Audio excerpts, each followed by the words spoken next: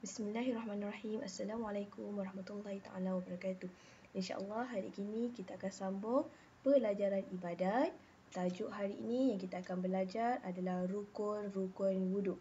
Okey, apa dia rukun-rukun wuduk?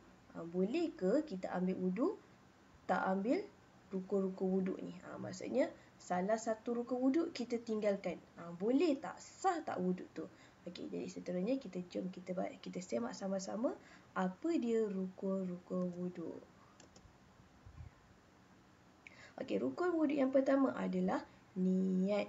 Okey, macam mana niat? Lafaz niat wuduk. Okey, lafaz niat wuduk adalah nawaitu rafa'al hadatsil asghari lillahi ta'ala. Okey, lafaz niat wuduk ni kita perlu baca ketika mula-mula nak basuh muka. Maksudnya masa kita tanda tangan, kita dah ambil air, kita nak basuh muka, masa kita tanda tangan tu kita terus baca nawaitu rafa'al hadatsil asghari lillahi ta'ala. Okey, niat kita baca dalam hati sahaja, tak perlu baca kuat-kuat. Maksudnya tadi itulah kita dah ambil air, kita dah tanda tangan, kita nak basuh muka, terus kita niat dalam hati nawaitu rafa'al hadatsil asghari lillahi ta'ala. Tak perlu baca niat-niat, tak ada masalah sebab Allah tahu apa yang kita sebutkan di dalam hati. Okey, ini adalah lafaz niat wuduk. Nawaitu rafa'al hadatsil asghari lillahi ta'ala. Artinya, sahaja aku mengangkat hadas kecil kerana Allah Ta'ala. Okey, ingat ya anak-anak, bila kita ambil wuduk, yang pertama, paling penting dan wajib. Rukun adalah wajib. Jadi, kita perlu membaca niat wuduk. Kalau kita ambil wuduk, kita terlupa baca niat, jadi dia tidak dinamakan wuduk. Sebab apa? Sebab wuduk itu dia mesti ada niat. Kalau kita tak ada niat, maksudnya macam Ustazah terangkan sebelum ni, tanpa niat, maksudnya dia basuh sahaja. Dia basuh tangan sahaja untuk jaga kebersihan. Tapi apabila dia basuh tangan, basuh muka, sebelum dia basuh tangan, sebelum dia basuh muka, dia nawaitu rafa'al hadatsil asghari lillahi ta'ala. Bila dia baca niat, maksudnya dia bukan basuh saja, tapi dia mengangkat hadas kecil, iaitu dia berwuduk. Okey, seterusnya kita tengok apa dia rukun-rukun wuduk yang kedua.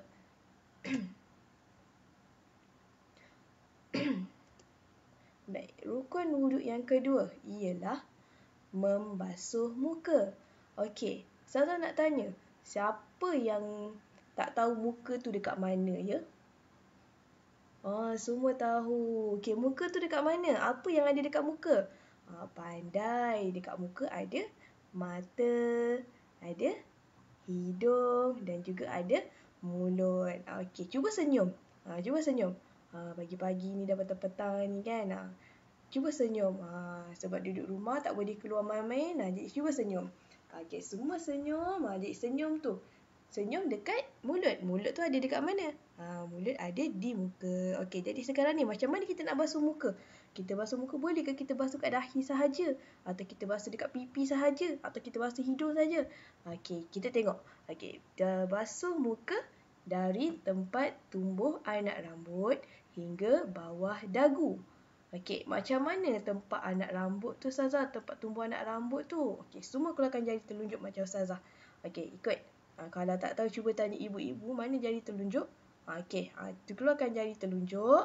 Dua-dua jari. Jari kanan dan juga jari kiri. Okey, keluarkan. Dan kita pegang dahi. Mana dahi? Pegang dahi masing-masing. Pegang dahi masing-masing. Okey, sekarang dahi kan. Awak dah pegang dahi. Sekarang ni Ustazah nak awak pegang jari awak. Naik ke atas. Bukan angkat tahu. Letak jari dekat dahi. Awak tarik. Tarik jari tu ke atas sampai awak rasa rambut. Rasa tak? Maksudnya awak tarik daripada dahi. Dekat dahi ada rambut tak? Tak ada. Jadi dekat dahi tak ada rambut. Awak naik jari tu sampai awak jumpa. Sampai awak rasa ada rambut. Jadi tempat yang awak mula-mula rasa rambut itu adalah namanya anak rambut. Jadi kita wajib bila basuh muka, kita kena basuh daripada anak rambut ni. Kalau kita ambil wuduk tak kena anak rambut ni, jadi wuduk kita tidak sah. Okey, daripada anak rambut, dikata daripada anak rambut hingga ke bawah dagu. Okey, jadi sekarang kita turun jari kita. Jangan angkat Jangan angkat turun daripada rambut tadi tu. Anak rambut awak lalu dekat dahi. Lepas dahi awak lalu kat hidung. Pegang hidung. Pegang bibir dan sampai ke dagu. Okey, ni dagu yang kita nampak. Okey. Tapi dia kata basuh bawah dagu. Jadi bawah dagu mana? Okey, ni dagu. Kita jalan lagi sampai ke bawah. Dongak sikit. Dekat situ ada double chin. Kan? Duduk kat rumah asyik makan je. Ada double chin. Double chin tu dah dagu. Bawah dagu. Jadi bila kita ambil wuduk, kena sapu juga dekat bawah dagu tu. Bawah dagu, dekat double chin kita tu kan. Asyik makan aja kan. Jadi bila ambil wuduk, kita ingat kena basuh daripada tempat tumbuh anak rambut sampai ke bawah dagu. Jadi kalau kita ambil wuduk, Ustazah, saya basuh dekat hidung je. Dekat atas rambut tak kena, dahi pun tak kena, dia basuh cap-cap-cap je. Jadi itu wuduk kita tidak sah. Okey. Itu daripada atas ke bawah. Maksudnya daripada tumbuh anak rambut sampai ke bawah dagu. Okey, sekarang ni kita nak daripada tepi pula. Okey. Pegang telinga masing-masing. Okey, jari telunjuk juga. Okey, letak kat jari telunjuk, jari telunjuk dekat telinga kanan dan jari telunjuk kiri letak di telinga kiri.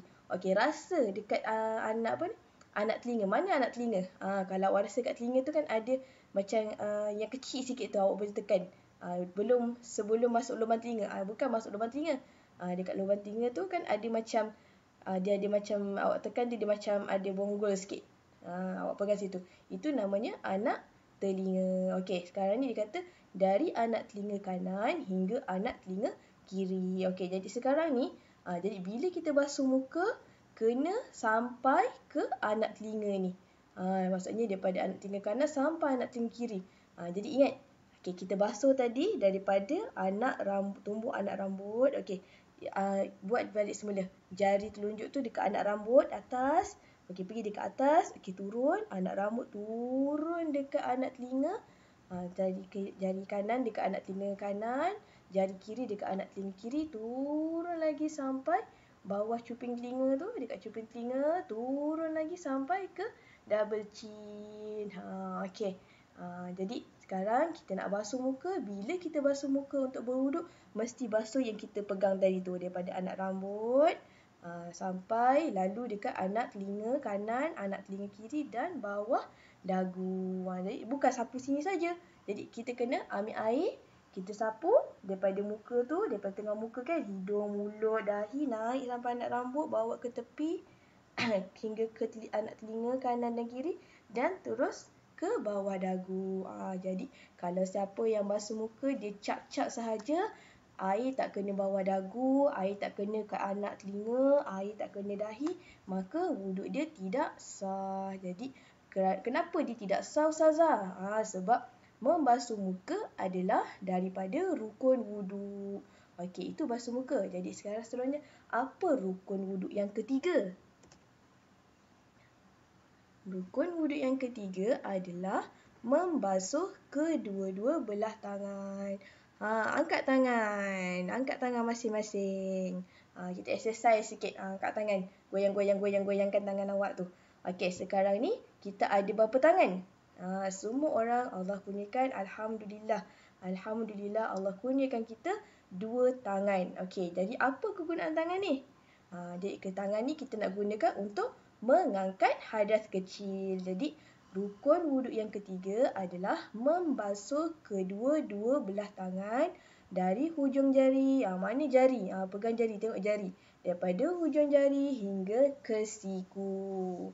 Okey, jadi kita kena ambil wuduk bila basuh tangan daripada jari hingga ke siku lalu. Kalau tak kena siku, sah tak wuduk? Tak pandai. Jadi bila kita ambil wuduk, basuh tangan, mesti lalu sampai ke siku. Okey. Seterusnya, apa dia rukun wuduk yang keempat? Rukun wuduk yang keempat adalah menyapu sebahagian kepala. Pegang kepala masing-masing. Angkat tangan, pegang kepala masing-masing. Macam awak cakap alamak. Macam itu. Bila awak ambil wuduk, macam awak cakap alamak. Letak kat tangan tu letak kat kepala. Macam dalam gambar ni kan. Disapu. Satu tangan dia ada air, disapu dekat sebahagian kepala. Ini adalah sebahagian kepala. Okey, sebahagian kepala ni adalah rukun yang wajib. Kalau dia basuh ujung dia cap-cap dekat anak rambut je. Itu tak sah lah. Sebab apa? Dia kena sebahagian. Maksudnya dia kena tekap dekat atas kepala dia sebahagian saja. Okey? Itu adalah rukun wuduk yang wajib. Rukun, kalau namanya rukun maksudnya wajib. Kalau kita tertinggal, maka rukun wuduk kita tidak sah. Okey, seterusnya, apa rukun wuduk yang kelima? Rukun wuduk yang kelima adalah membasuh kedua-dua belah kaki. Okey, tengok kaki masing-masing. Kaki masing-masing kan. Okey, jadi dia kata daripada kaki tu kita kena basuh dari hujung jari kaki hingga ke buku lali. Mana buku lali?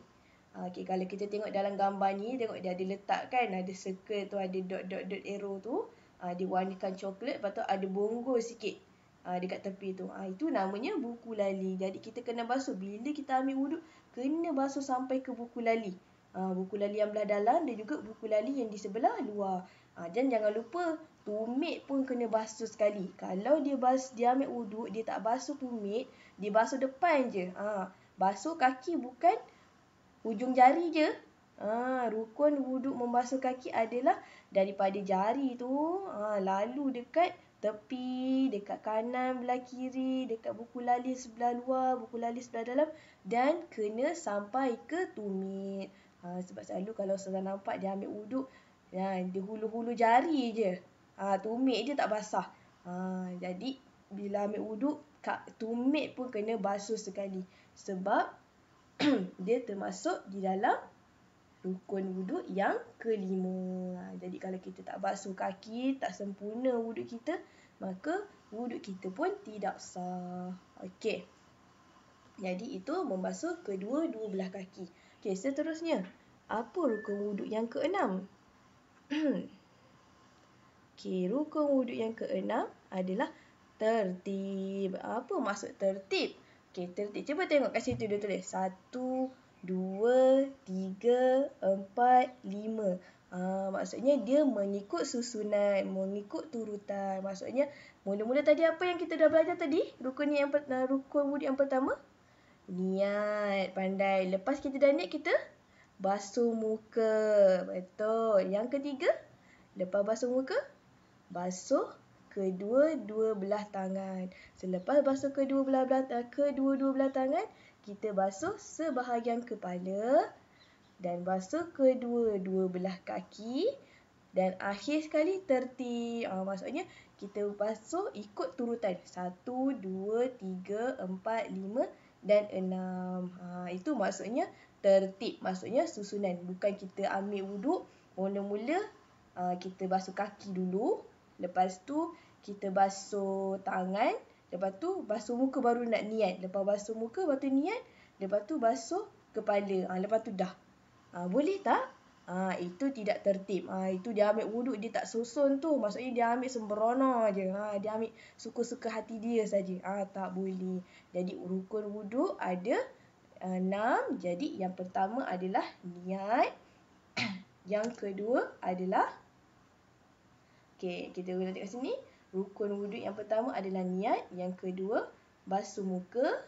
Yang ketiga, basuh tangan hingga siku. Yang keempat, basuh kepala.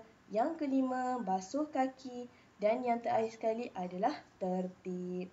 Jadi bila kita basuh, bila kita mengambil wuduk, kena buat rukun-rukun ni. Mesti. Kalau kita tertinggal saja satu rukun, maka wuduk kita tidak sah. Okey, jadi saya harap anak-anak semua faham apa yang kita bincangkan hari ini. Okey, kita ulang semula apa dia rukun-rukun wuduk. Okey, yang pertama, niat. Yang kedua, basuh muka. Yang ketiga, basuh tangan hingga siku. Yang keempat, basuh sebahagian kepala. Yang kelima, basuh kaki hingga buku lali. Dan yang keenam, tertib. Pandai semua. Okey, tepuk tangan untuk diri sendiri. Okey, jadi rukun-rukun wuduk ada 6. Okey. Jadi sekarang pelajaran kita pada hari ini dah habis. Okey, Ustazah ada seronok lah nak tinggalkan sikit latihan untuk awak. Apa je latihan ni? Soalan yang pertama. berapakah rukun wuduk? Ada berapa rukun wuduk tadi kita dah bincangkan, kita dah belajar tadi? 6. Pandai. Okey, sekarang soalan yang kedua. Sebutkan rukun wuduk mengikut tertib. Mengikut tertib berwuduk. Okey, Sazana, awak sebutkan rukun wuduk secara mengikut susunan. Okey, yang pertama apa dia? Niat. Pandai. Yang kedua? Membasuh muka. Betul. Yang ketiga? Membasuh kedua-dua belah tangan hingga ke siku. Pandai. Yang keempat? Apa dia yang keempat? Membasuh sebahagian kepala. Pandai. Yang kelima?